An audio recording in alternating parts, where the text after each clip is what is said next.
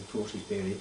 Now I want to come on to, so you had from 1934 to 1939 the Priory, and then you went off to do philosophy over in Belgium at Kelwar. No, Kelwar, in Brittany. In Brittany, sorry, France, Brittany, yes. not Belgium. So you were there for the best part of a year. Till July. Yeah. When the Germans overran Brittany.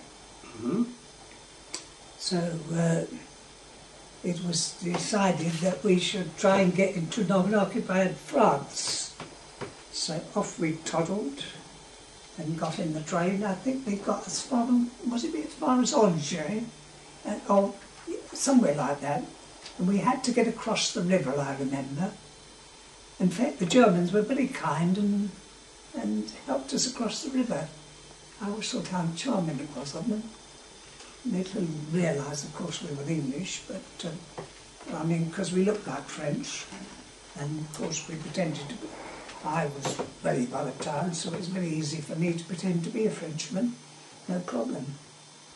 So then you went to various camps in France. No, we got almost within a few miles of the non-occupied zone, and the dear old priest there said, of course, anybody helping English people to get across the border could be shot, and so could the students, whoever was doing it.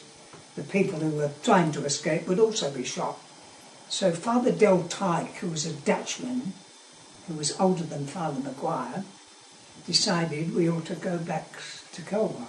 So we went to the railway station, but of course we needed to produce identity cards to get tickets. So it was realised that was not on, so we decided to walk back. So we walked all the way back, I suppose it must have been quite a few hundred miles, back to Brittany. And, you know, we had one or two little tiny experiences on the way. I could have easily have passed off as a French student if at the Abbey of Maigret.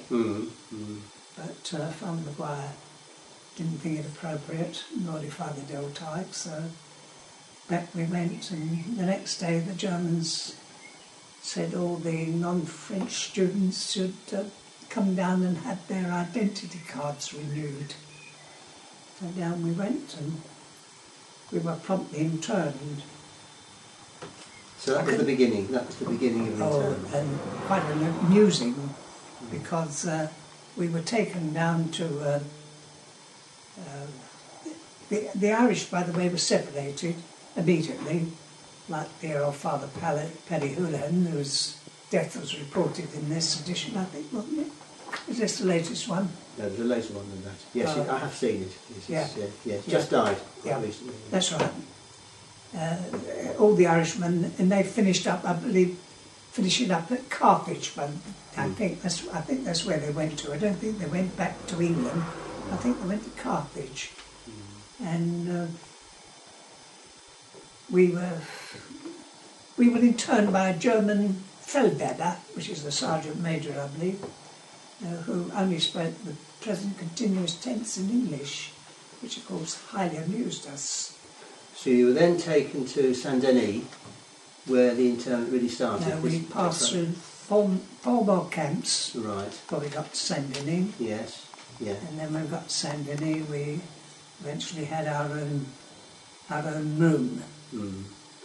So you had a kind of, so what the White Fathers tried to do was to try to give some kind of order to your lives. Oh yes. Once you moved in. So how did things operate within the camp? How, for example, what time did you get up? Were you able to carry out your religious duties? We followed our normal, in our own room, we followed our normal religious duties, having our mass, our meditation, 45 minutes meditation, everything as if we were in a seminary.